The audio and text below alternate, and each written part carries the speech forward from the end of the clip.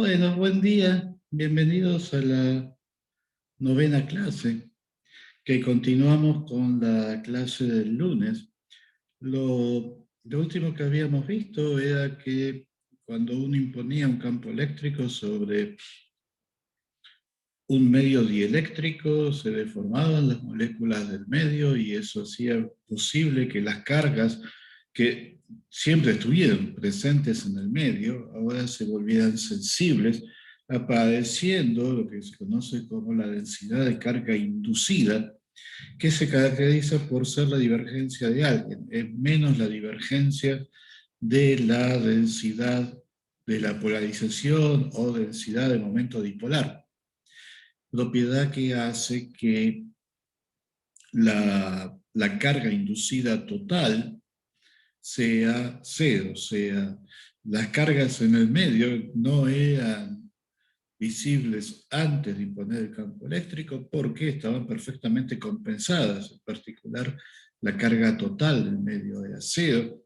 Como la carga no se crea ni se destruye en el proceso de imposición del medio, la carga en el medio sigue siendo exactamente cero. Pero está la posibilidad de que yo puedo traer cargas de otro lado, y eso me da lo que se conoce como la carga libre.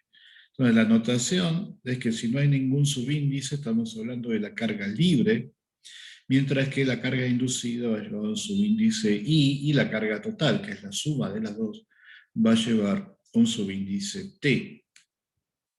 El reconocimiento de esta discriminación entre carga libre y carga inducida, por supuesto todo es carga, todo es lo mismo, pero esta discriminación entre las cargas que uno trajo del exterior y las cargas que se produjeron por deformación del medio, o sea que se volvieron sensibles, no se produjeron, siempre estuvieron ahí, pero ahora tienen efectos mensurables debido a la deformación del medio. Este reconocimiento nos permite reformular la ley de Gauss, introduciendo un nuevo campo vectorial que es el desplazamiento eléctrico D. Y entonces, en términos del desplazamiento, la ley de Gauss toma la forma 35, donde la diferencia con la ley de Gauss original, que es la 34, es que en vez de aparecer la densidad total de carga, solamente aparece la densidad de carga libre. La relación entre el vector desplazamiento D y el vector campo eléctrico E es E más 4pi por P. Y la pregunta eterna, bueno, ¿por qué hacen falta dos? O sea, en algún sentido, la pregunta de cuál es más fundamental es una cuestión de estilo, o sea, es medio una cuestión de gusto ver cuál es más fundamental. Es como preguntarse cuando yo tengo un resorte, ¿qué es más fundamental? ¿La fuerza o el desplazamiento del resorte? Bueno, la fuerza es menos campo de X. Si yo tengo uno, puedo calcular el otro. No hay uno que sea más fundamental que el otro. Acá la situación es similar. Lo que sí es cierto es que el campo eléctrico E es el que aparece en la fuerza de Lorentz. O sea, eso sería la diferencia fundamental entre el campo eléctrico E y el vector de desplazamiento D. El campo eléctrico E es el que aparece en la fuerza de Lorentz. Después, cuando veamos magnetostática, vamos a ver que aparece un problema similar. Hay un campo magnético B y hay una inducción magnética H. Bueno, ¿cuál es el más fundamental? Bueno, ninguno de los dos, pero B es el que aparece en la fuerza de Lorentz. Y eso marca una diferencia entre ambos. El caso es que entonces el vector de desplazamiento D es precisamente la combinación lineal 36, el campo eléctrico E más 4pi por la polarización. Y si en un medio lineal e isótropo, la polarización es la susceptibilidad eléctrica por E, y entonces puedo sacar E factor común y me queda aquí el desplazamiento de la constante dieléctrica por E, donde la constante dieléctrica en el sistema de Gauss, que es el que estamos usando, es 1 más 4pi por la susceptibilidad eléctrica G sub E. O sea que esto era donde habíamos terminado la clase pasada. Lo que no llegamos a decir la clase pasada, pero que es muy importante, es que puesto que todavía estamos mirando problemas estáticos, problemas donde nada depende del tiempo, o sea, de hecho ni siquiera hay corrientes, entonces la ley de Faraday no se transforma, o sea, mientras que la ley de Gauss se puede reformular de la manera 35, la ley de Faraday sigue siendo que el rotor de E vale 0, por lo cual sigue siendo cierto que E es el gradiente de alguien. O sea, el que es el gradiente de alguien es E, no D. D solamente va a ser el gradiente de alguien cuando ocurra que la constante dieléctrica es efectivamente una constante a través del medio, o sea que es homogénea. Pero eso no tiene por qué ser cierto. En particular, por ejemplo, en caso común, en el que yo tengo una superficie entre dos medios dieléctricos, ¿no? Aire y agua. Bueno, ahí tienen constantes dieléctricas distintas y por lo tanto la constante dieléctrica no es homogénea, vale algo en el aire y vale una cosa distinta en el agua, aire y vidrio. La constante dieléctrica iba a ser un escalón, va a tener un cierto valor en el aire, va a tener otro valor distinto en el vidrio. En esos casos, D no es el gradiente de nadie. E sí, sigue siendo el gradiente de, menos el gradiente de el potencial electroestático. ¿Está bien? ¿Estamos todos listos para empezar realmente? Esta no la habíamos mostrado la vez pasada, pero es inmediata. Y fíjense que aparecen 35 y 38 ya son ecuaciones de Maxwell. 38 es la ley de Faraday en el caso estático. En el caso dinámico va a hacer falta, perdón, va a hacer falta corregirlo. 35, la ley de Gauss, ya tal como está acá, ya es una ley de Maxwell, ya no va a hacer falta corregirla más. Y ya aparece esta posibilidad de clasificar las ecuaciones de Maxwell como homogéneas e inhomogéneas. La 35 es inhomogénea, tiene una inhomogeneidad que depende de la densidad de carga, mientras que la 38 es homogénea. Y entonces las ecuaciones de Maxwell homogéneas van a involucrar a E y a B, que son los campos que aparecen en la fuerza de Lorentz, mientras que las inhomogéneas van a involucrar a D y a H. O sea, ya aparece esta simetría que tienen las ecuaciones de Maxwell entre E y B por un lado, D y H por otro lado. Bueno, entonces, ¿todo bien? ¿Estamos listos para empezar realmente con la clase de hoy? ¿Alguna pregunta sobre comentarios sobre la clase pasada?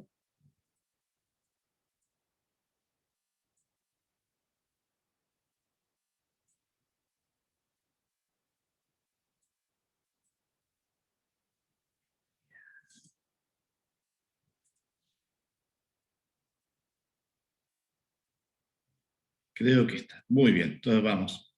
Ay, disculpe, tengo un problema con mi propia pantalla. Tengo tantas ventanas abiertas acá que se me vuelve confuso a mí.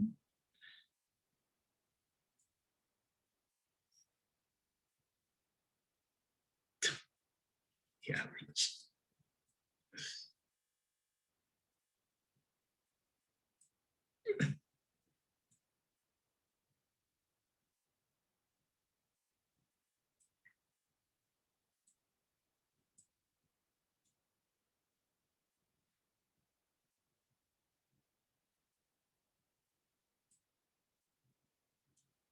Bien.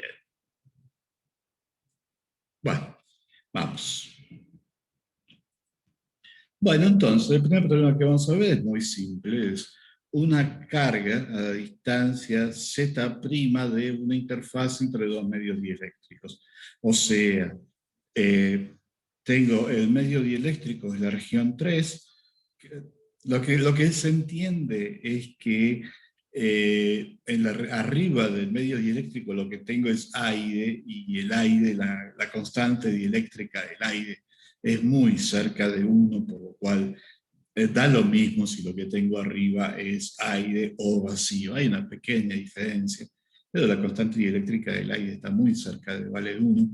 Entonces, a una distancia, la interfaz es puramente un plano, a una distancia Z' de ese plano pongo una carga libre, Q, y quiero saber cómo son los campos E y D en todo punto del espacio. He dibujado dos planos.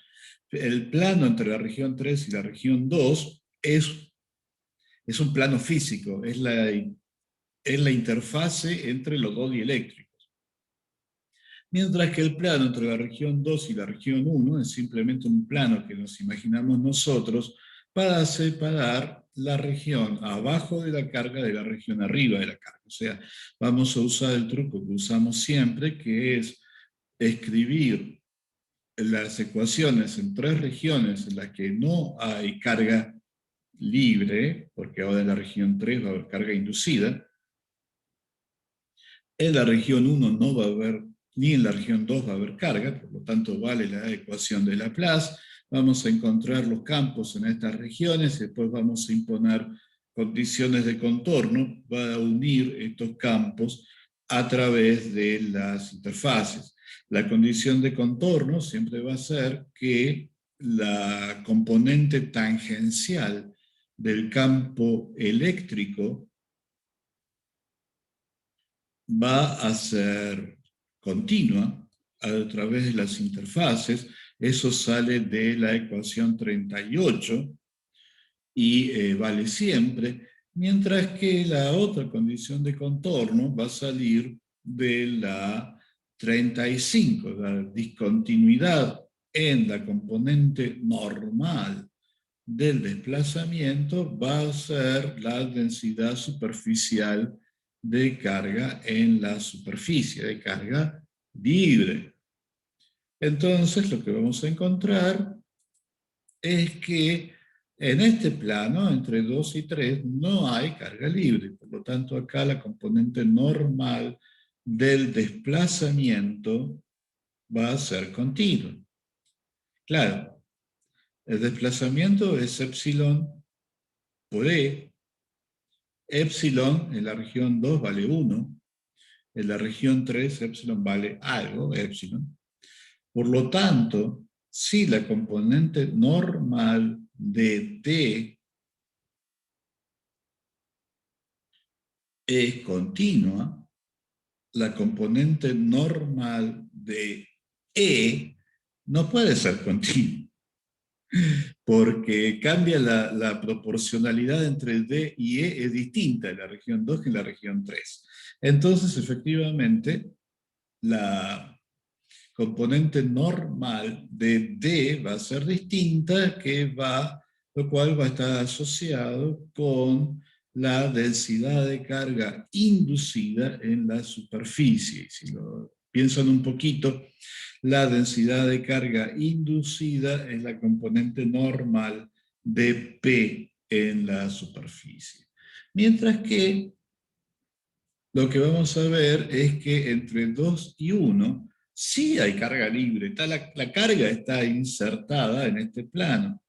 Por lo tanto, acá directamente va a ser la componente normal de D la que va a ser discontinua. Tanto en 1 como 2, D y E son iguales porque estamos despreciando la susceptibilidad eléctrica, tanto en 1 como en 2, y por lo tanto el campo eléctrico E va a tener también una discontinuidad que va a ser idéntica a la discontinuidad en el vector desplazamiento. Así que está bien, ¿se entendió las condiciones de contorno que vamos a imponer?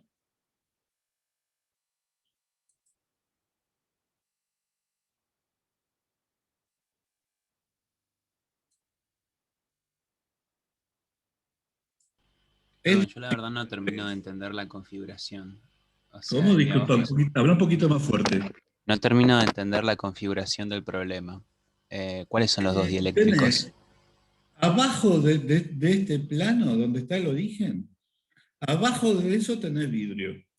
Arriba tenés aire. En el aire hay una carga que está a una altura Z' sobre el vidrio.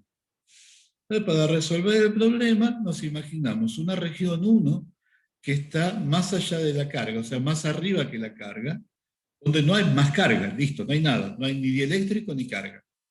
La región 2, que es la región que quedó entre la altura de la carga y la superficie del vidrio.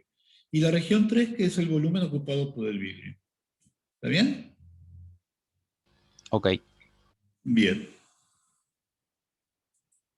Entonces, primero vamos a repasar cómo se veía el potencial colombiano en coordenadas cilíndricas. O sea, ahora tengo simplemente una carga solita, la pongo obviamente en el origen de coordenadas, tengo una región, voy a trabajar en cilíndricas, tengo simetría alrededor del eje Z, hay una región 1 que es los Z positivos y una región 2 que son los Z negativos. Y la carga está, bueno, en Z igual a Z', cualquiera. Eh, Vamos a trabajar en coordenadas cilíndricas, o sea que hacemos un desarrollo en funciones de Bessel. Como estamos hablando de regiones que contienen al eje Z, descartamos a las funciones de Neumann. ¿Se acuerdan que las funciones de Neumann eran singulares en R igual a 0? Como estamos en un dominio que se extiende al infinito, tenemos que hacer un desarrollo integral en funciones de Bessel. ¿Se acuerdan que vimos con cierto detalle cómo cuando uno tenía una función definida en un intervalo, hacía un desarrollo en serie de Fourier, pero cuando la longitud del intervalo tendía a infinito, ese desarrollo convergía a una integral de Fourier? Y que con funciones de Bessel eran lo mismo. Si yo tengo el potencial en el interior de un cilindro y tengo condiciones de contorno, que el potencial es regular en R igual a 0 y es 0 en el radio del cilindro, entonces hago un desarrollo en funciones de Bessel y elijo las funciones de Bessel, o sea, todas las funciones de Bessel cumplen la condición de contorno de ser regulares en el origen y elijo las funciones de Bessel que además cumplen la condición de contorno de anularse en el borde del cilindro.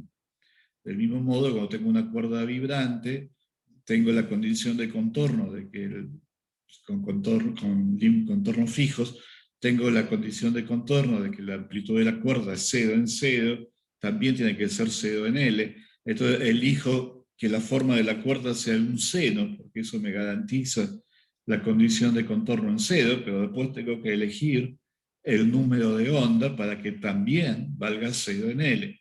Y eso me da la posibilidad de desarrollar la forma de la cuerda en serie de Fourier. Pero cuando la cuerda, la longitud de la cuerda tiende a infinito, esa serie de Fourier converge a una integral de Fourier. Acá es lo mismo, si estoy resolviendo el potencial en un cilindro, tengo un desarrollo en funciones de Bessel, pero como ahora el límite del cilindro tiende a infinito, o sea, o el cilindro ocupa todo el espacio, ese desarrollo en funciones de Bessel se convierte en un desarrollo integral en funciones de Bessel. Meto este desarrollo, no hay dependencia angular porque tengo simetría de rotación, de revolución alrededor del eje Z, por lo cual solamente uso los J0, no necesito otras funciones de Bessel. Meto esto en la ecuación de Laplace, ya que ni arriba ni abajo de la carga tengo cargas, o sea, tanto arriba como abajo vale la ecuación de Laplace. La ecuación de Laplace me dice entonces que la dependencia en Z es una simple exponencial, E a la menos P por Z o E a la más P por Z. Esto me lo dice la ecuación de Laplace. Bueno, si estoy en la región 1, la región 1 se extiende a más infinito y por lo tanto la condición de regularidad en infinito me selecciona la exponencial que mueve en infinito, E a la menos P por Z. Si estoy en la región 2, tengo la condición de regularidad en menos infinito y eso me selecciona la solución que va como E a la más P por Z. O sea que esto es la forma en que se ve un potencial coulombiano desarrollado en coordenadas cilíndricas. Habíamos visto antes cómo se veía un potencial coulombiano en coordenadas esféricas, acá es cómo se ve en coordenadas cilíndricas, y tengo dos desarrollos, en principio con dos constantes, que tengo que determinar comparando ambas soluciones en el plano en el que está la carga. Y las condiciones de contorno en este plano son que el potencial es continuo, lo que va a decir que la componente tangencial del campo eléctrico van a ser continuas, y hay una discontinuidad en la derivada normal. La derivada normal del potencial es la componente menos la componente normal del campo eléctrico. Va a haber una discontinuidad debido a que en el plano donde está la carga, hay cocarga. Y entonces tengo una discontinuidad en la componente normal del campo eléctrico. Esas dos condiciones, bueno, tengo que encontrar, bueno, cuál es la densidad de carga en este plano. Bueno, la densidad de carga es una delta, pero cuando escribo la delta en coordenadas cilíndricas, el elemento de volumen en coordenadas cilíndricas es R de Z de R de phi. Entonces, cuando escribo la delta, tengo que dividir por R. O sea que esto sería la densidad de carga en el plano. Tengo que desarrollar esta densidad de carga en funciones de Bessel. El desarrollo es este por ortogonalidad. Estoy usando que la JC evaluada en R igual a 0 siempre vale 1. Y por lo tanto, bueno, cuando resuelvo entonces la condición de continuidad, me queda que las dos constantes de hecho son iguales, y el potencial ahora expresado en todo punto del espacio es la 43, donde fíjense que acá dice módulo de Z. O sea, esta función módulo automáticamente determina, elige el signo correcto para la exponencial, ya sea que Z sea positivo o negativo. ¿Está bien? Llegamos todos hasta la 43. Esto, comparado con los ejercicios de separación de variables que están haciendo la práctica, esto es completamente trivial, así que después piénsenlo 5 minutos y van a ver que no tiene absolutamente ningún misterio. ¿Vamos? ¿Seguimos?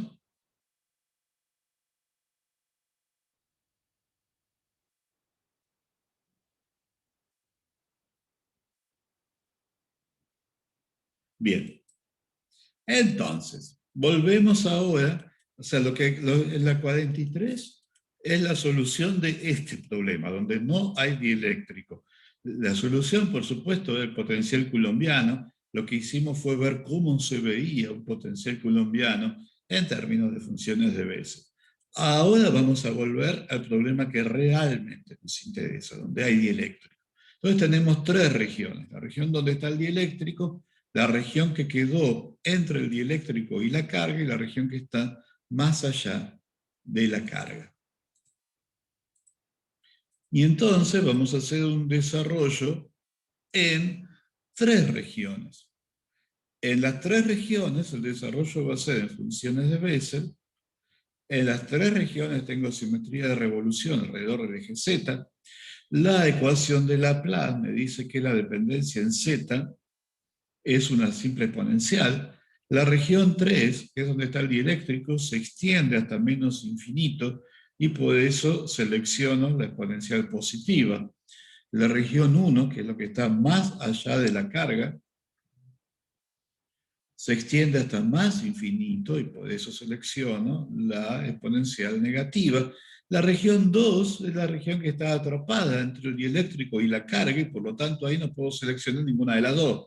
O sea, por lo menos este argumento de regularidad no me sirve, porque la región 2, la variable z está acotada, no va ni a infinito ni a menos infinito, ¿no? Está acotada entre 0, que es la interfase con el dieléctrico, y z', que es la altura de la carga. Por lo tanto, hasta mejor aviso, tengo que retener las dos dependencias en z. Por lo tanto, tengo 4 constantes y necesito entonces 4 condiciones, 4 ecuaciones para poder determinar estas 4 constantes, A, B, C y D para cada valor de P.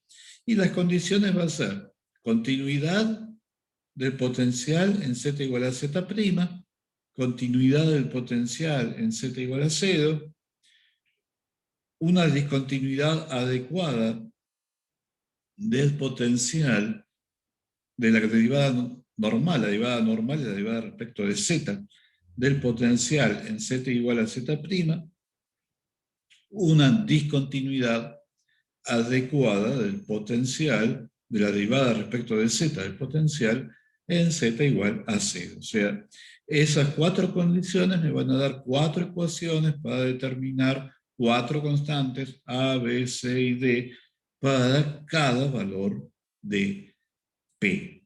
Y bueno, escribo las ecuaciones.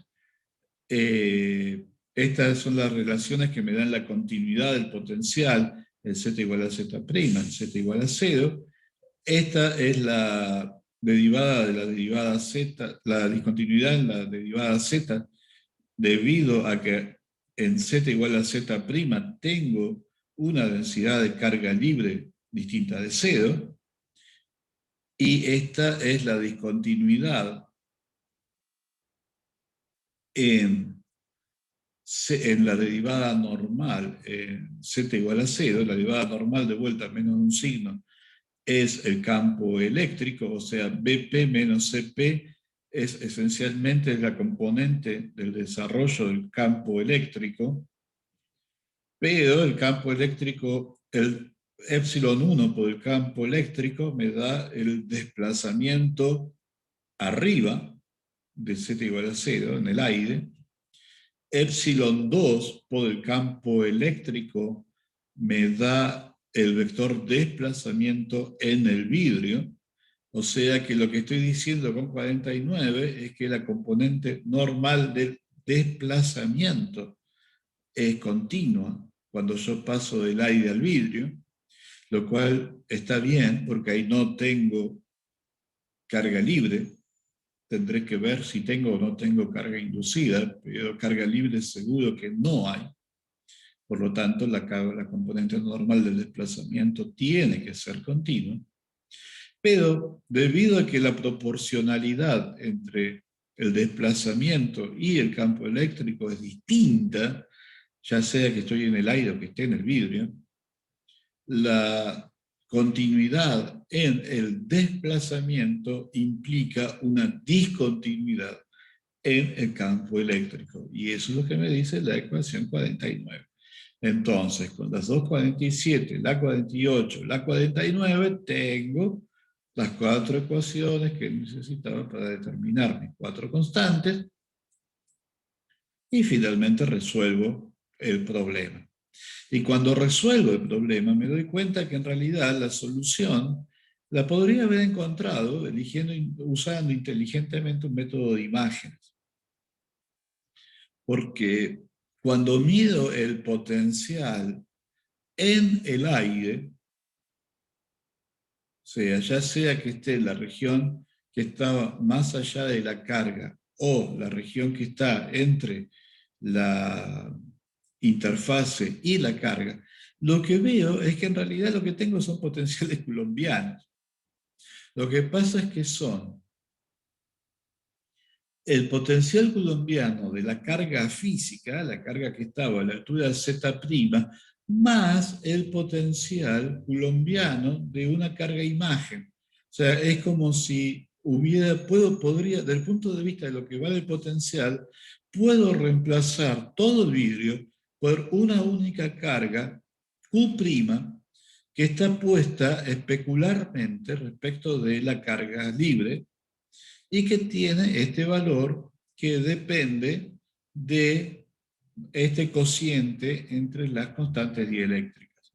Fíjense que cuando epsilon 2 es igual a epsilon 1, o sea, no tengo interfase, no hay carga inducida, no hay carga imagen. A medida que epsilon 2 tiende a infinito, cuando epsilon 2 es mucho más grande que epsilon 1, esto recuérdenlo de física 3, un dieléctrico con una constante dieléctrica inmensa para todos los fines prácticos es un medio conductor. Entonces, cuando epsilon 2 es mucho más grande que epsilon 1, este cociente tiende a 1, y recupero la carga imagen que hubiera puesto si la interfase fuese un espejo. O sea, cuando epsilon 2 es mucho más grande que epsilon 1, el medio dieléctrico que está debajo de la interfase se porta como si fuera un conductor, y la carga imagen es simplemente menos la carga física que está a la altura de Z'. O sea que esto es resolver por el método de imágenes la carga, que es el potencial del lado del aire. Y yo puedo también resolver el potencial en el dieléctrico, en los Z negativos, y también veo ahora una carga imagen. En vez de ver la verdadera carga Q ubicada en Z', yo veo una carga inducida, perdón, yo veo una carga imagen.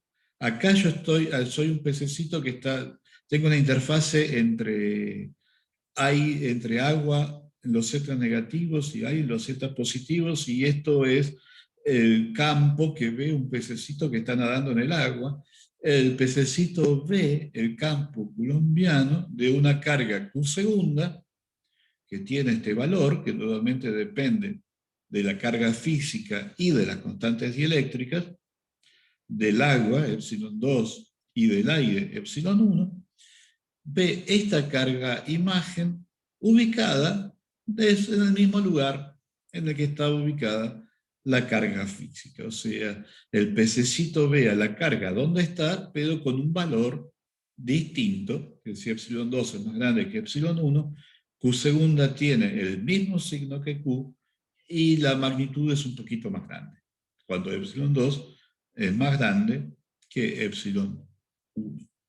Y con esto terminamos de resolver el problema. O sea, el problema ya lo teníamos resuelto acá, porque habíamos encontrado todas las constantes que necesitábamos, pero después nos dimos cuenta que en realidad medio trabajamos de más, porque podríamos haber resuelto el mismo problema utilizando el método de imágenes, que por supuesto hubiera sido mucho más sencillo.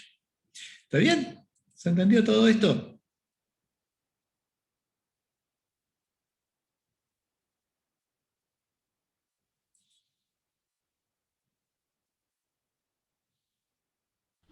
Esta última carga, o sea, ¿también sería por imágenes? O sea, ¿de dónde saldría?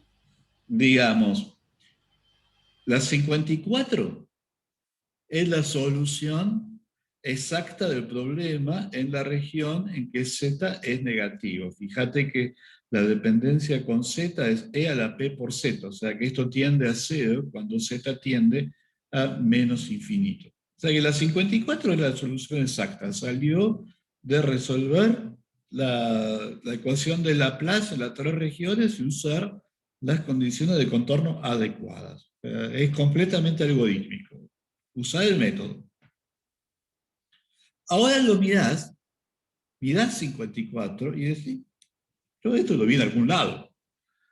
Efectivamente, lo comparás con lo que habíamos hecho antes, que era la solución del potencial coulombiano, y te das cuenta de Bueno, eligiendo esta Q que va delante de toda la fórmula, es lo mismo.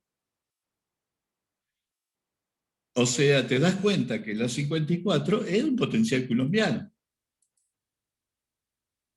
No, porque lo comparás con la fórmula del potencial coulombiano que habíamos encontrado antes.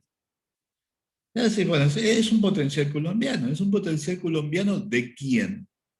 Bueno, es el potencial coulombiano de una carga que está en Z', Z' mayor que cero, porque lo que te aparece es Z menos Z', o sea, punto campo menos punto fuente, y la carga es lo que está multiplicando a todo. Y fíjate, bueno, ¿qué es lo que está multiplicando a todo? Y te das cuenta que es esta carga Q segunda. O sea que 54 era simplemente haber resuelto el problema usando el método sistemático, y una vez que lo resolviste te das cuenta que lo que encontraste es el potencial de una carga puntual, Q segunda, ubicada en Z'. Por supuesto, esto es el potencial que ve el pececito. Este es el potencial solamente para los Z negativos. Para los Z positivos el potencial es distinto. Pero de vuelta es la superposición de dos potenciales coulombianos. El potencial de la carga física y el potencial de una carga imagen, que es esta Q' ubicada en la posición especular. ¿Está bien? ¿Se entendió Sí, sí, lo que hicimos? sí, sí. Bueno, entonces va a complicar un poco las cosas. Ahora vamos a ver una esfera dieléctrica embebida en otro dieléctrico. O sea, ahora es una bolita de vidrio o de plástico flotando en medio del vacío. Afuera de la bolita tengo epsilon 1.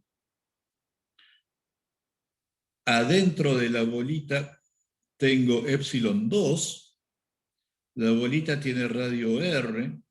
Y esto está metido dentro de un capacitor inmenso que no aparece en el dibujo, que hace que tenga un campo eléctrico E constante entre las placas. Bueno, claro, sería constante si no tuviera la bolita. La bolita se va a polarizar, van a aparecer cargas inducidas en la bolita, esas cargas a su vez van a generar un campo. Y entonces el campo eléctrico ya no va a ser más el campo del capacitor. Pero si estoy lejos de la bolita, la presencia de la bolita no puede ser tan significativa. Entonces, lo que ahora voy a tener es una condición de contorno, que lejos de la bolita, el campo eléctrico converge al campo de este capacitor que no aparece en el dibujo, que es un campo eléctrico constante E en la dirección de Z. ¿Está bien? De vuelta, esto es un problema de física 3, simplemente lo estoy poniendo como repaso.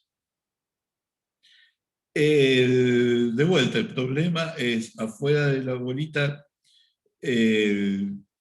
no tengo carga, o sea, tengo un problema homogéneo fuera de la bolita. Fíjense que adentro de la bolita epsilon 2 es constante, entonces la divergencia del campo D vale 0, porque no tengo carga libre adentro de la bolita. Pero D es epsilon 2 por E, y epsilon 2 es una constante. Entonces, si la divergencia de D vale 0, la divergencia de E también vale 0. Pero E siempre es menos el gradiente del potencial, porque el rotor de E siempre vale 0. Por lo cual, adentro de la bolita, el potencial electrostático sigue obedeciendo la ecuación de Laplace. O sea que tengo la ecuación de Laplace afuera, tengo la ecuación de Laplace adentro, y tengo que pegar las dos soluciones a través de la superficie de la bolita. Y las condiciones van a ser que el potencial va a ser continuo y la derivada radial del potencial va a ser discontinuo. ¿Discontinuo cómo?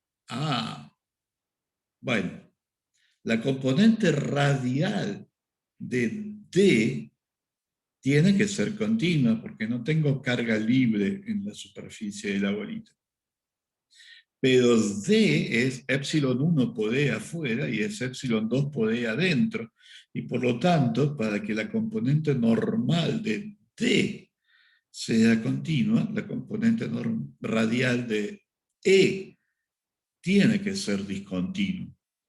O sea, epsilon 1 por la componente radial de E afuera es igual a epsilon 2 por la componente radial de E adentro. Como la componente radial es menos la derivada respecto de R del potencial, esa relación me da la discontinuidad en la derivada respecto de R del potencial en el radio de la bolita. Entonces tengo la plaza afuera, la plaza adentro, continuidad y salto en la derivada radial. Con eso puedo encontrar el potencial en todo punto del espacio. Y, bueno, resuelvo el problema. Esta es la ecuación de la discontinuidad en la componente radial.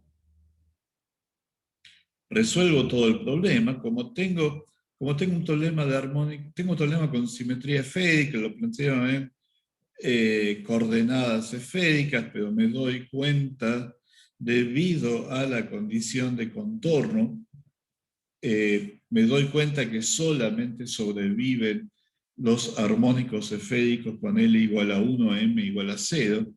M igual a 0 porque no tengo dependencia en phi, y L igual a 1 porque el potencial, el campo en infinito es en la dirección de Z. O sea que el potencial en infinito tiene que ser proporcional a Z. Z es R coseno tita. Y el coseno, entonces ya veo que me basta con plantear una solución que sea proporcional a coseno tita en todos lados. Bueno, hago eso, encuentro la componente radial, encuentro la componente tangencial, la derivada respecto de teta.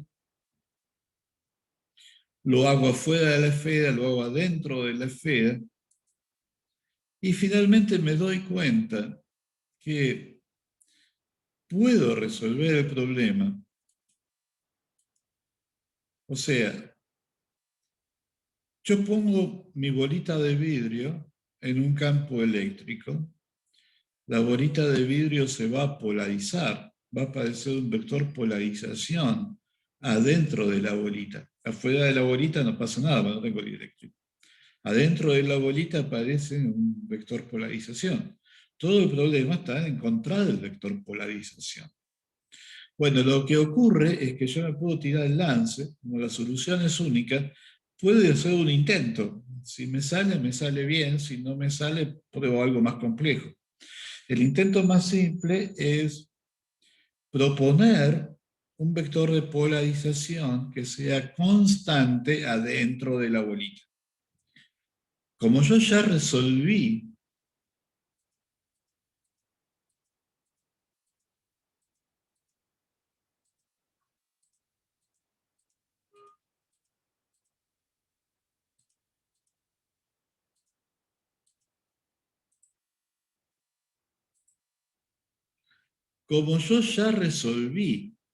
el problema del potencial generado por una bolita en la que hay un vector polarización constante, lo resolví, acá está la solución, acá y acá, bajo ese lance que me estoy tirando, a ver qué pasa. O sea, yo pruebo a ver qué pasa con esa distribución. Si encuentro, no pruebo a ver qué pasa si planteo que todo ocurre como si,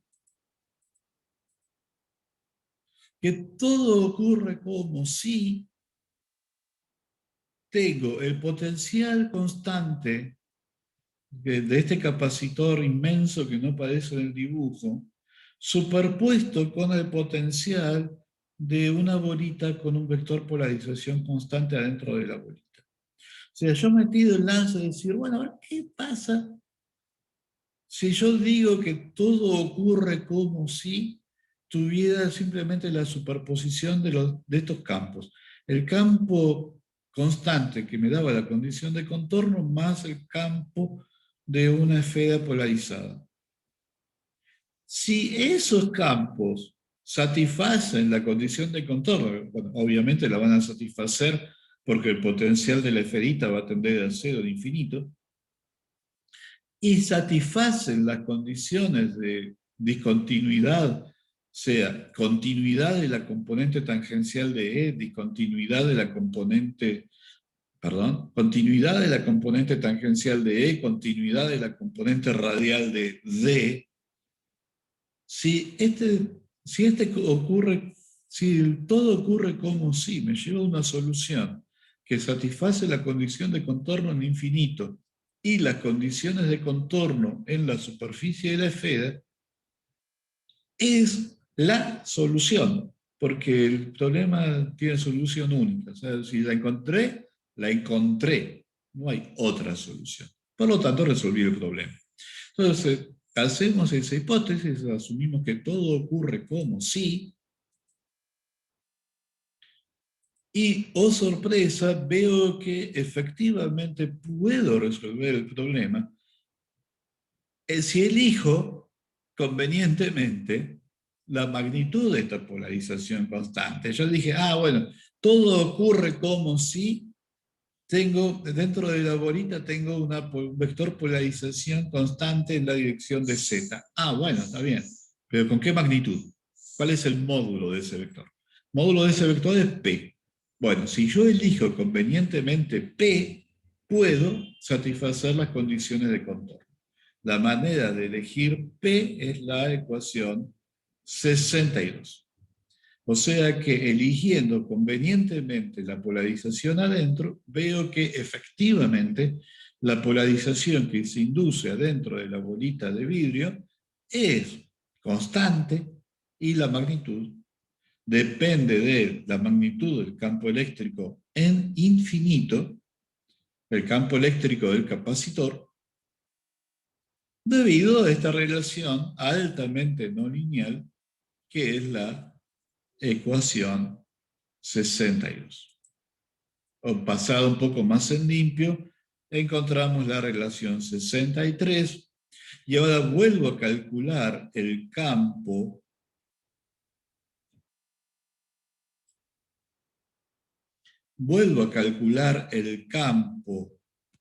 adentro de la esfera y veo que el campo adentro de la esfera también es constante en la dirección z. O sea, el campo adentro de la esferita de vidrio es paralelo al campo en infinito, pero la magnitud es distinta y la magnitud está dada por 64. Se ve que el campo eléctrico adentro es un poco más chico que el campo afuera, porque estamos asumiendo que epsilon 2, si es aire y vidrio, epsilon 2 va a ser más grande que epsilon 1. O sea que el campo adentro, en este caso, va a ser más chico que el campo afuera, y eso es efectivamente debido al apantallamiento del campo por las cargas inducidas en la superficie de la esferita. Y una cosa importante, esto es el campo total adentro de la esferita. Ese campo total lo puedo pensar como el campo de infinito más el campo inducido por la esferita polarizada, y lo que veo entonces es que el campo inducido por la esferita polarizada también es constante en la dirección de z, pero la dirección y sentido son opuestos a la dirección y sentido de P, mientras que la dirección y sentido de P son las mismas que la del campo eléctrico, o sea, el campo eléctrico en infinito. O sea, si el campo eléctrico en infinito va para arriba, el campo, la polarización adentro de la esferita va para arriba, el campo generado por la polarización va para abajo, Y el campo total, entonces, es la diferencia entre el campo en infinito, el campo producido por la polarización, y es un poquito más chico, en módulo, que el campo en infinito. ¿Está bien? ¿Todo esto se entendió?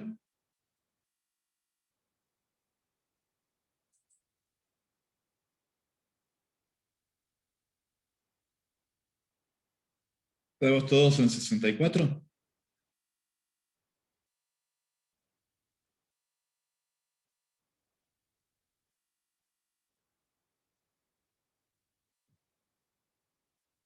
No los oigo. Sí. Bueno, entonces lo que les voy a proponer, que son las 10 en punto, aprovechemos y hagamos el recreo. Y cuando volvemos, finalmente vamos a llegar a lo que era todo nuestro objetivo, que es la fórmula de Clausius y Mozzotti. ¿Está bien? ¿Paramos 15 minutos? ¿De acuerdo? Bueno, bárbaro. Entonces seguimos y cuarto.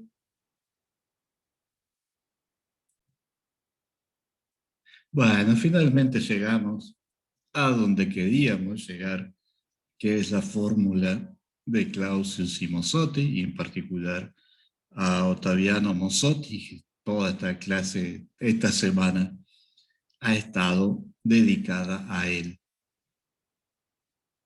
Bueno, el problema es el siguiente. ¿Se acuerdan qué fue lo que resolvimos recién?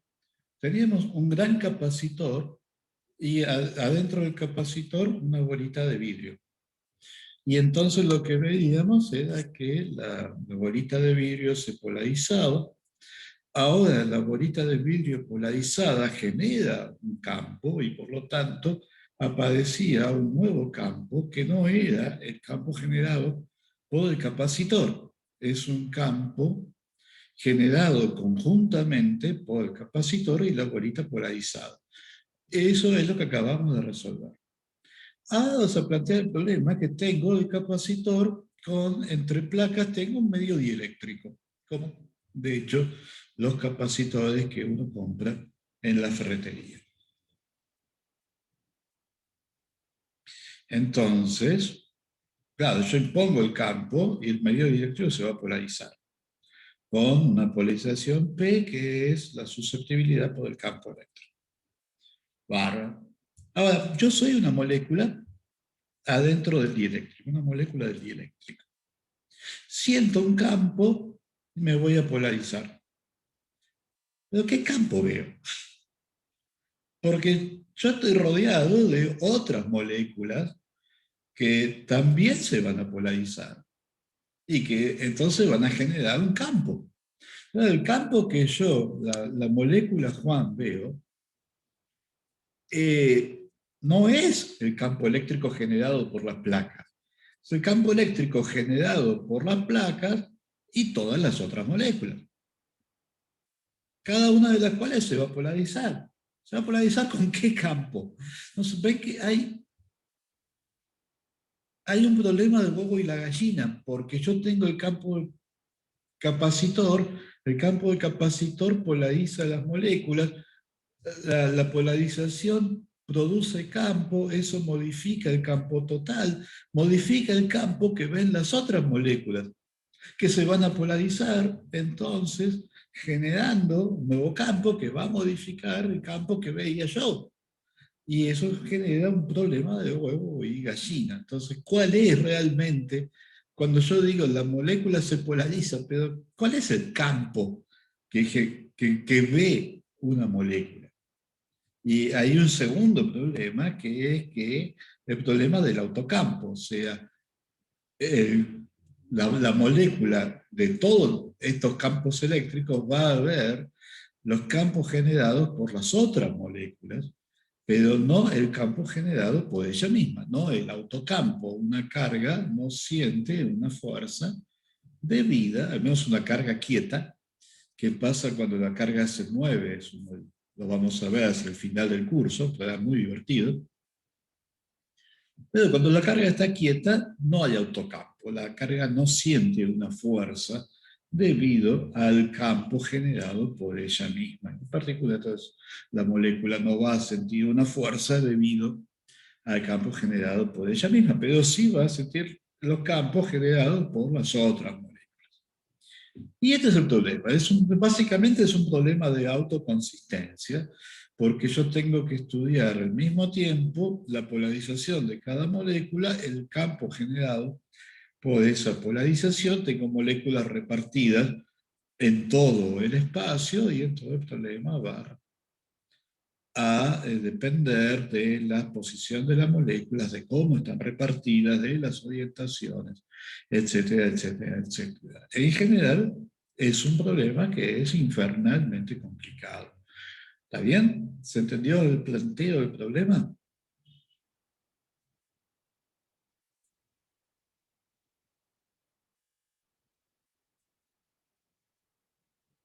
Sí, creo que sí. Bueno. Bueno, digo, el problema es infernalmente complicado. Entonces hay distintos niveles de aproximación en los que uno lo puede encarar.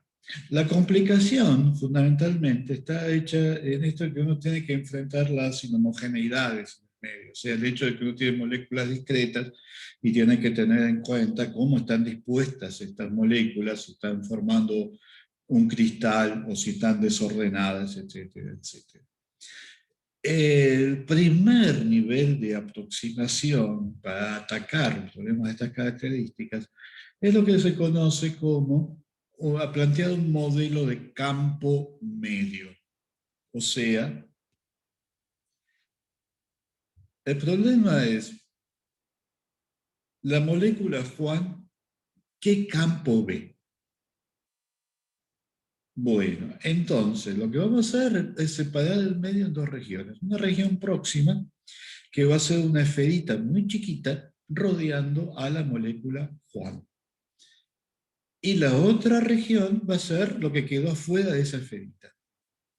La aproximación de campo medio es que lo que está afuera de la esferita lo vamos a pensar como, no vamos a olvidar que tiene una estructura molecular. Todo eso, todo lo que está fuera de la esferita lo vamos a pensar como un medio continuo, donde va a haber va a tener una cierta susceptibilidad, que es la susceptibilidad macroscópica, la que yo mido cuando hago experimentos con este medio dieléctrico, que es proporcional al campo aplicado. O sea, yo asumo que afuera tengo un campo bien definido, una polarización y una constante dieléctrica bien definida, epsilon, y adentro de la esferita la voy a pensar como que adentro de la esferita es suficientemente chiquita como para que adentro de la esferita tengo una polarización constante. O sea, lo voy a pensar como que para mi esferita puedo aplicar la solución del problema de la esferita dieléctrica con condición de contorno de campo constante en infinito que resolvimos al final de la primera mitad de la clase. O sea, voy a asumir que puedo aplicar eso. La aproximación consiste en que estoy aproximando todo lo que hay afuera de la esferita por un único medio homogéneo, con un único valor del campo y con un único valor de la polarización. ¿Está bien? ¿Se entendió en qué consiste la aproximación de campo medio?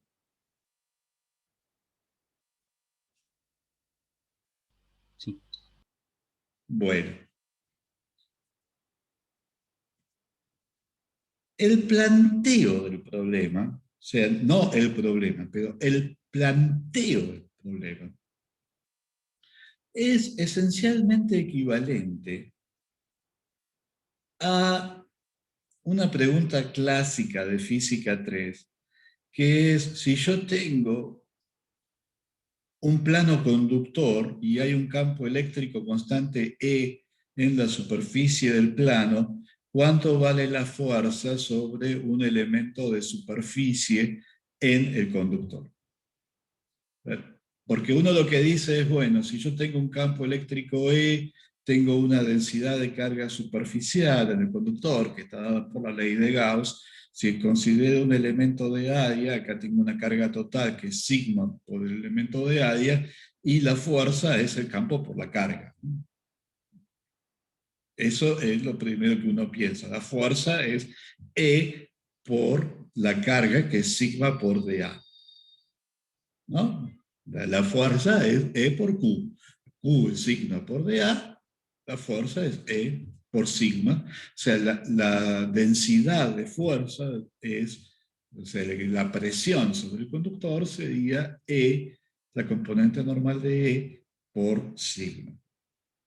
Eso es lo primero que uno piensa y está mal, porque este campo E es el campo generado por todas las cargas en la superficie, incluyendo las cargas que están en el elemento de área sobre el cual quiero medir la fuerza. O sea, hay una componente de autocampo en el campo E. Pero este elemento de área no ejerce fuerza sobre sí mismo, y por lo tanto, cuando digo que la fuerza sobre el elemento de área es el campo por la carga, bueno, a ese campo le tengo que sacar el autocampo. Hago la cuentita, ocurre que el autocampo es justo la mitad del campo total, o sea, que el campo total es mitad autocampo y mitad generado por las cargas lejanas. Y entonces, bueno, cuando suprimo el autocampo, lo que veo es que la densidad de fuerza sobre el conductor no es E por sigma, sino E por sigma sobre 2. Este sobre 2 viene de haber quitado el autocampo. O sea, ¿se acuerdan de este problema de física 3?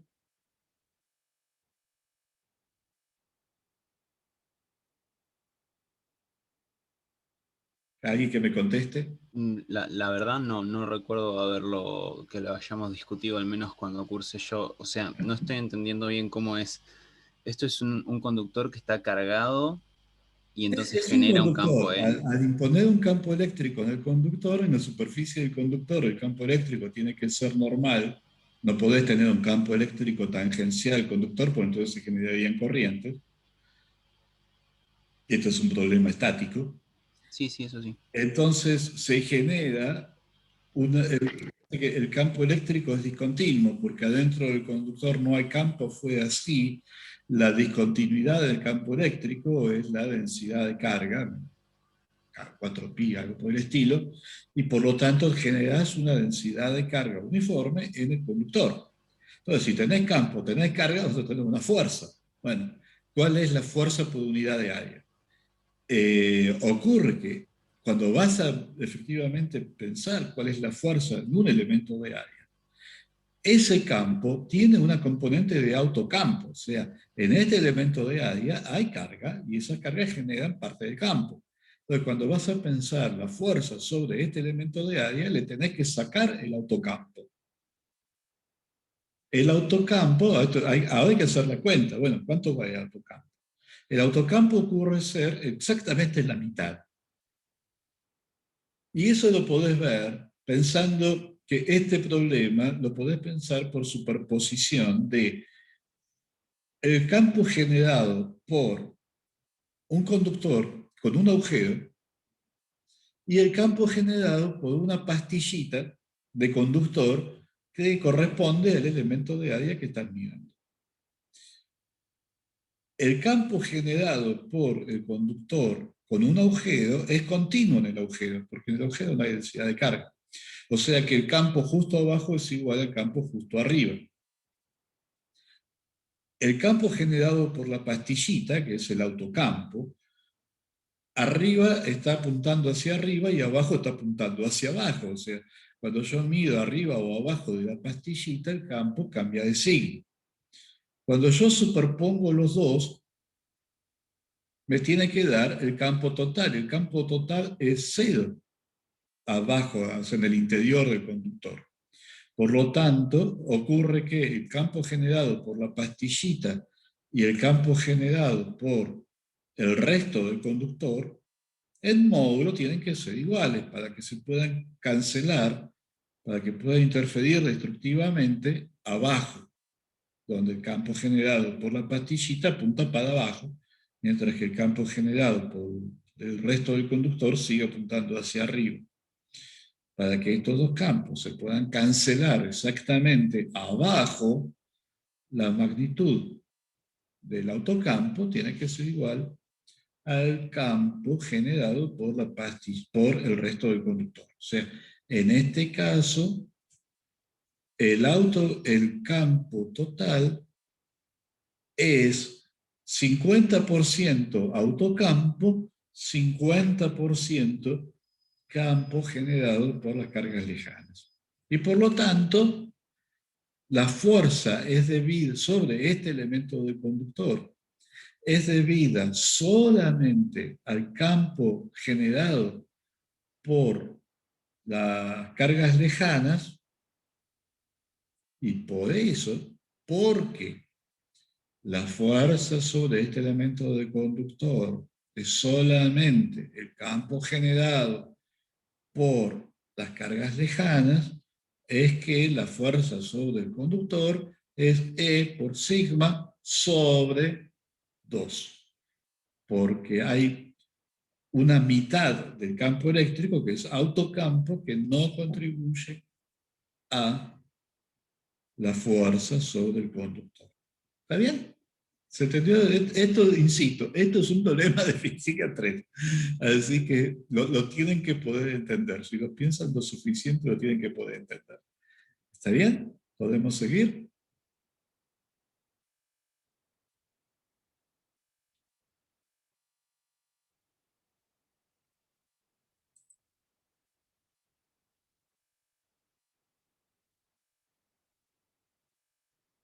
¿Alguien que conteste?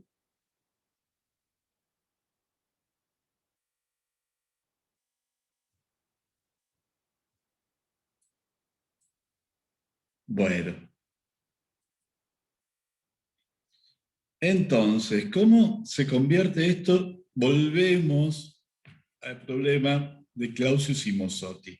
O sea, yo tengo mi esferita dieléctrica, o sea, voy a pensar que tengo mi dieléctrico, el dieléctrico se va a polarizar, pero la pregunta es, bueno, pero cada molécula se va a polarizar con el campo que ve, y en particular cada molécula no va a ver su propio autocampo.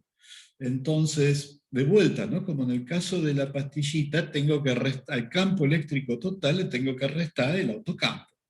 Entonces, ¿cómo va a ser eso? Bueno, voy a pensar,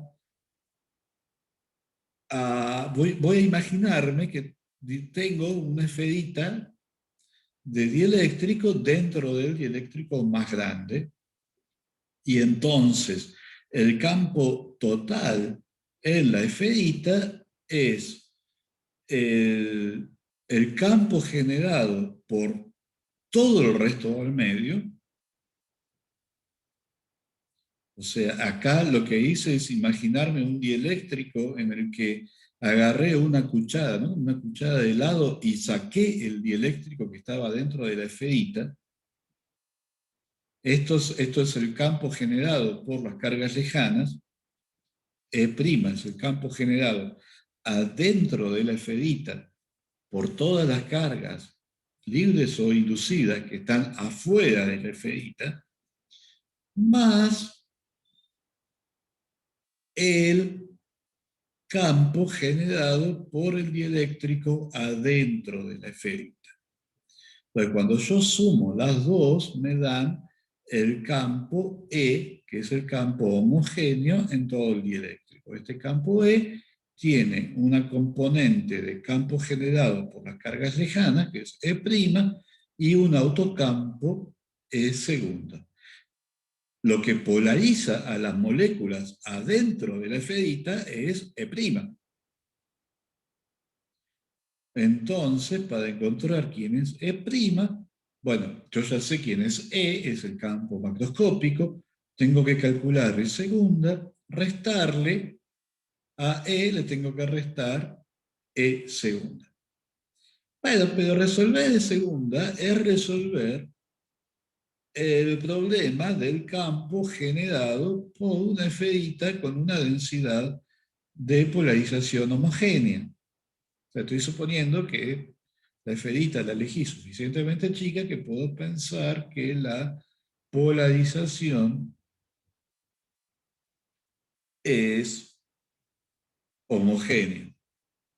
Y ese problema ya lo resolví y había encontrado que el campo generado por esta densidad de polarización adentro de la esferita era efectivamente homogéneo y opuesto a la polarización. Ese problema lo resolvimos la clase pasada y está resuelto más. En este mismo PDF tienen la solución de este problema. Entonces, tomo la solución de ese problema, se la resto al campo macroscópico E, obtengo el campo E', el campo E' es el que polariza a las moléculas. Y el resultado, entonces, es que cada molécula, o sea, la idea cuál es, que cada molécula tiene una elasticidad, cada molécula sometida al campo E' tiene genera una polarización que es P, es proporcional al campo aplicado. El campo aplicado es el campo macroscópico E menos el autocampo. O sea, el campo aplicado es E'. Y entonces, el E segunda es menos 4pi tercios de la polarización macroscópica. Esto, precisamente, la aproximación de campo medio está en reemplazar la polarización adentro de la esferita por la polarización macroscópica, la polarización media en todo el dieléctrico. E segunda es menos, E' es E menos E segunda, entonces menos, acá me quedó este signo más. Esto es entonces el momento dipolar de una molécula. La densidad del momento dipolar es multiplicar el momento dipolar de una molécula por la densidad de moléculas. Y entonces tengo que P mayúscula, la densidad de momento dipolar, es la densidad molecular por la polarización de cada molécula, y obtengo una ecuación. ¿Se acuerdan de que el problema de huevo y gallina? Bueno, acá tengo una relación de autoconsistencia que me permite determinar la relación entre el campo eléctrico macroscópico y la densidad de polarización media. Pero por definición, P es la susceptibilidad eléctrica por E, y la susceptibilidad eléctrica es epsilon menos 1 sobre 4pi, que es lo mismo que decir que epsilon es 1 más 4pi por G. Entonces, resolviendo esta ecuación, yo puedo relacionar la polarizabilidad de una molécula con la constante dieléctrica del medio, y esto es la fórmula de Clausius y Mossotti. ¿Está bien? Esto era a donde queríamos llegar. Relaciona las propiedades de una molécula con la constante dieléctrica del medio. Fíjense que la constante dieléctrica es una propiedad macroscópica, disculpen. Hola. Sí, ¿me puede llamar en 20 minutos? Disculpen. Decía entonces, la constante dieléctrica es una propiedad macroscópica del medio. La polarizabilidad molecular es una propiedad de las moléculas. O sea, lo que importa de la fórmula de Clausius-Mossotti es que relaciona propiedades microscópicas con propiedades macroscópicas del medio. Nos da información acerca de la estructura molecular a partir de propiedades completamente macroscópicas del medio. ¿Está bien? ¿Todos llegamos hasta acá? Acá de hecho terminamos. O sea, esto es la fórmula de Clausius y Mossotti. Perdón, creo que no me cerró. ¿Qué sería la densidad de N? Eso es lo que no me... N Sí, es la densidad de moléculas. O sea, acordate, P chica es la polarizabilidad de una molécula. P es la densidad. O sea, la densidad total, el momento dipolar total en un elemento de volumen va a ser el momento dipolar de cada molécula por la cantidad de moléculas que tenés en ese elemento de volumen, que es n por T3x. Por eso, para perfecto. la densidad P grande, tenés que multiplicar el momento de cada molécula por la densidad de moléculas. ¿Está bien? Claro, gracias. Sí, sí, perfecto. Bien. Bueno, ¿por qué nos importa tanto la fórmula de Clausius y Mossotti? Que finalmente es una aproximación de campo medio.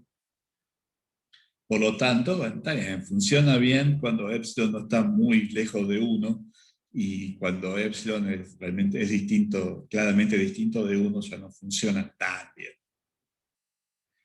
Bueno, nos importa fundamentalmente por quién fue Mossotti.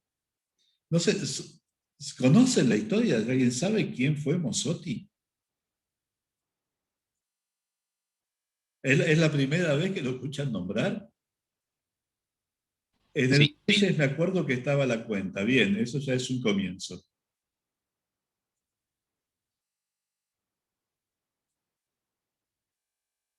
Pero ¿saben quién fue Mossotti? ¿Por qué Mossotti es tan importante no. para la Facultad de Ciencias Exactas y Naturales? ¿No? A ver, La verdad, para nada, no me suena. lo googleé después de la clase pasada. Bien. Mossotti era físico, astrónomo, matemático, italiano, que, ¿se acuerdan que en ese momento Italia no era Italia? Estamos hablando de principios de los 1800. Italia estaba dividida en un montón de países, de los cuales eh, el más importante eran los Estados Vaticanos, que estaban sometidos a la presión francesa, que bajaban del norte, bajaban por Milán.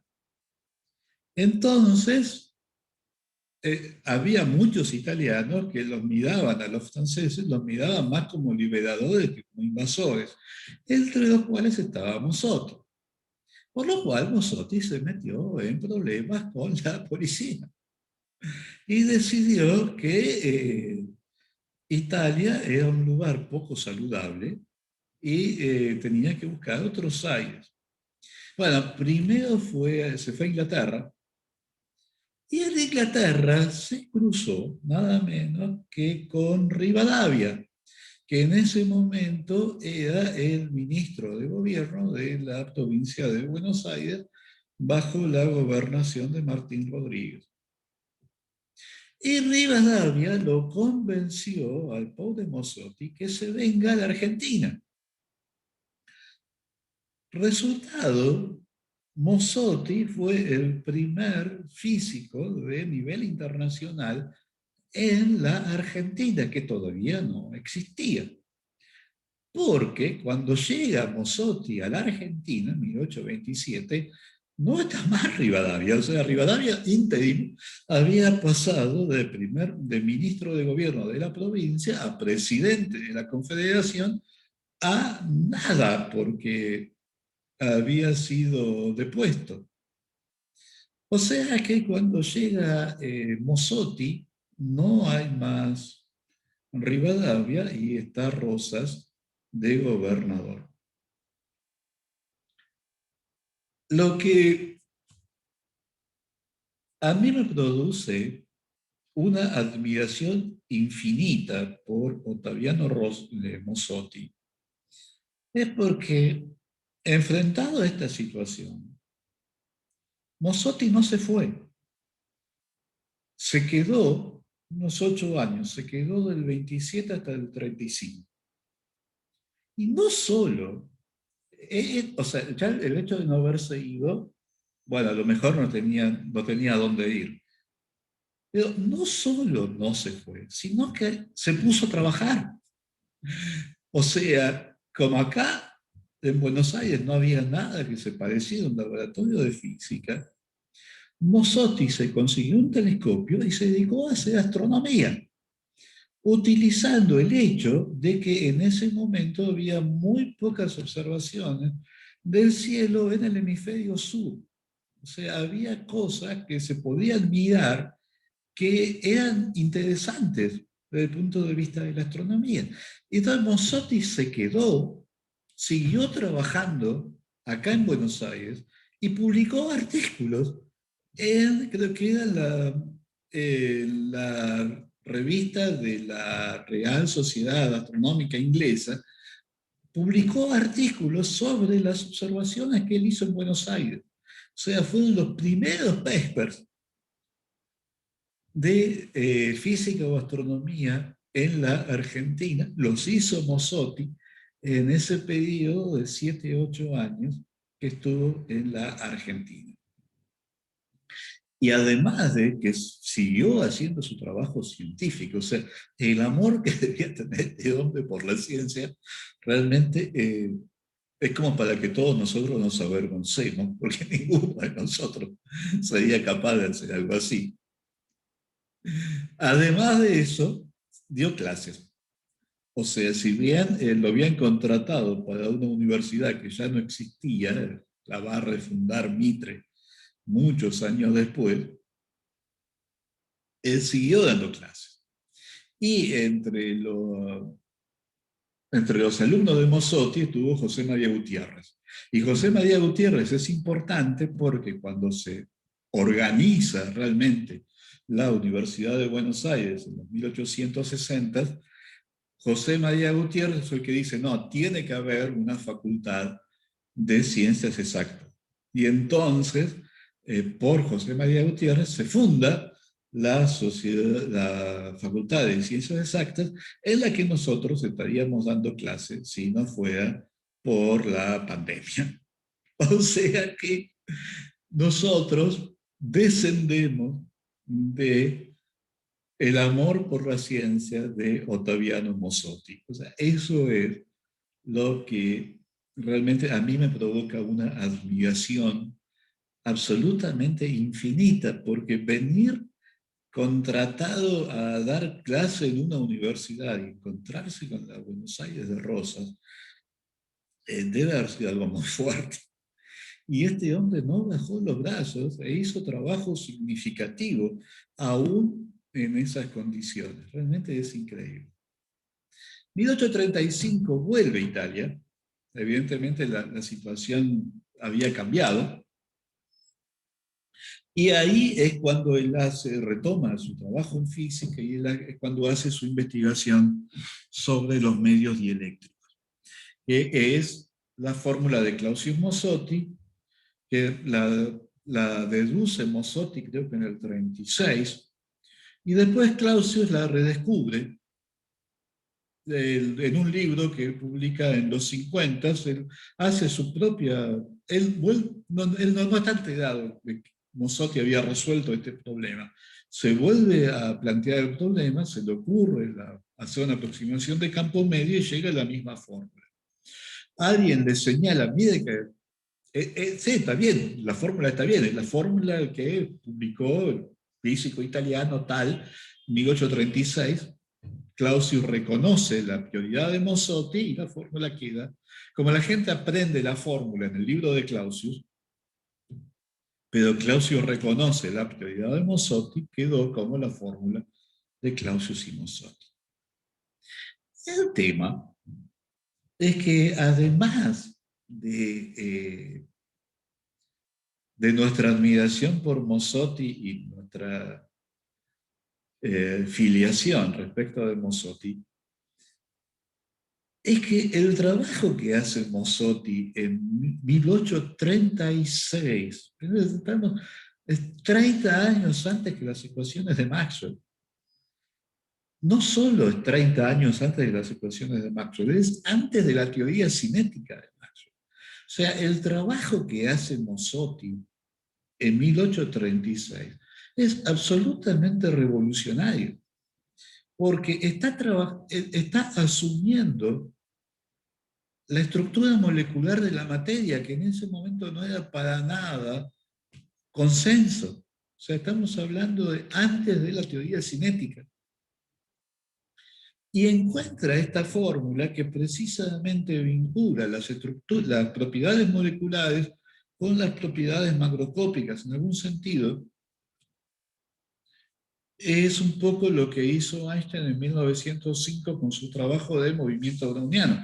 La pregunta que se estaba haciendo Einstein era cómo podía demostrar la existencia de moléculas a través de propiedades, de observaciones macroscópicas en un medio. O sea, para nosotros, la estructura atómica, subatómica, subnuclear, hasta llegar a las cuerdas de la materia, es algo obvio. A principios del siglo XX era todavía un tema de discusión. Todavía los positivistas decían que, bueno, que todo este asunto de la estructura molecular era una mera hipótesis. Por supuesto, cuando se descubre el electrón, empieza a haber una evidencia empírica concreta de la existencia de un nivel molecular. Pero el electrón se descubre en los 880, 50 años después de Mossotti. Y en el año 5, cuando Einstein hace su trabajo en movimiento browniano, la existencia real de átomos y moléculas todavía era un tema de discusión. Bueno, en 1830, Mossotti ya estaba trabajando sobre la base de la hipótesis molecular. Obviamente los químicos también, ¿no? Los químicos ya estaba la ley de proporciones simples de Dalton. O sea, para los químicos en ese sentido estaban mucho más avanzados que los físicos en cuanto a tomar como hipótesis la hipótesis molecular, ¿no? La hipótesis atómica, la existencia de una estructura granular de la materia. Mossotti ya estaba trabajando en estos términos y su fórmula, entonces, es una de las primeras que hacen un puente entre la descripción microscópica y la descripción macroscópica. Y además, Maxwell leyó a Mossotti.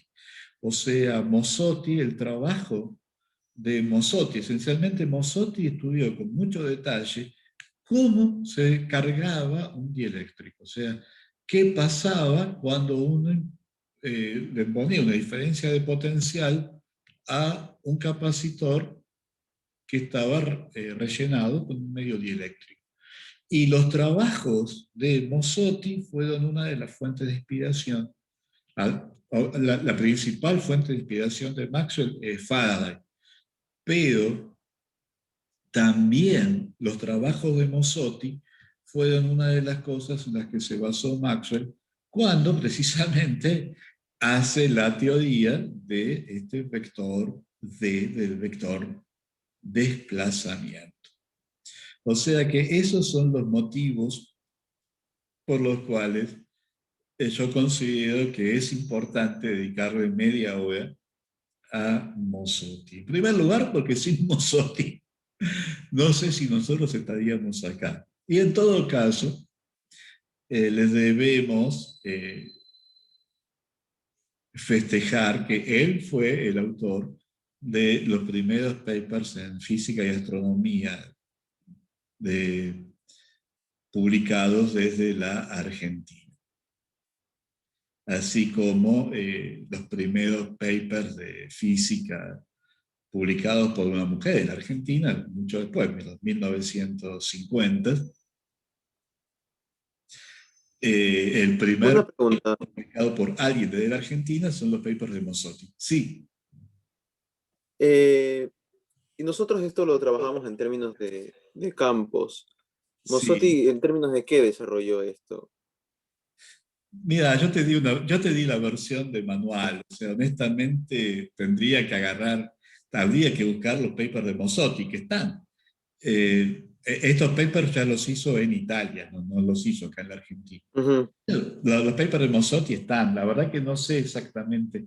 El campo eléctrico sí se conocía, porque el campo eléctrico es el campo de la ley de que la fuerza es C por Q. Pero probablemente resolver simplemente la notación para nosotros sería todo un desafío. Leer Maxwell es difícil. Porque Sí, porque es otra cosa. es tan poco familiar. Y la plación derivada. Se vuelve muy, muy difícil. O sea, que me imagino que leer a Mossotti debe ser más difícil todavía. Pero debe ser posible descifrarlo. ¿Está bien? Y Mossotti, ¿se sabe si Faraday es anterior a Mossotti?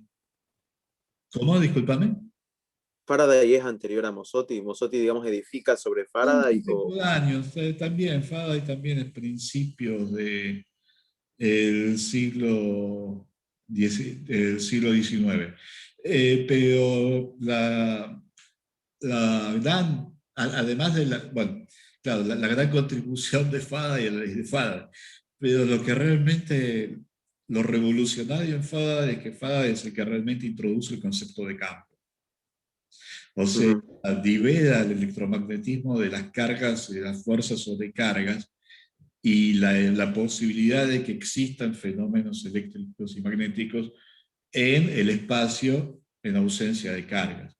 Eso es, la idea de Faraday es que existen estas líneas de campo que conectan a las cargas entre sí. Y bueno, precisamente la línea de campo es algún tipo de efecto eléctrico en la región donde no están las cargas. Eso es lo que es revolucionario. Hasta entonces era todo acción a distancia. Ah, sí. ¿Está bien? Ok. Bueno, así que con el cuentito de Mossotti terminamos la clase de hoy. Y entonces la semana que viene, de hecho ya tienen el PDF, yo subí el PDF al campus como pensando que lo íbamos a usar hoy, no fue posible, así que va a quedar para la semana que viene, que vamos a estar hablando acerca de la termodinámica de medios dieléctricos. O sea que nos estamos acercando a Maxwell, pero Maxwell precisamente hizo trabajos fundamentales, obviamente en electromagnetismo, pero también hizo trabajos fundamentales en termodinámica. De ahí viene el famoso demonio de Maxwell. Así que vamos a estar viendo entonces las dos caras de Maxwell. Maxwell en el electromagnetismo y Maxwell a través de la termodinámica. Y eso es el tema para la semana que viene. Así que bueno, buen fin de semana y nos vemos el lunes. Igualmente. Chao.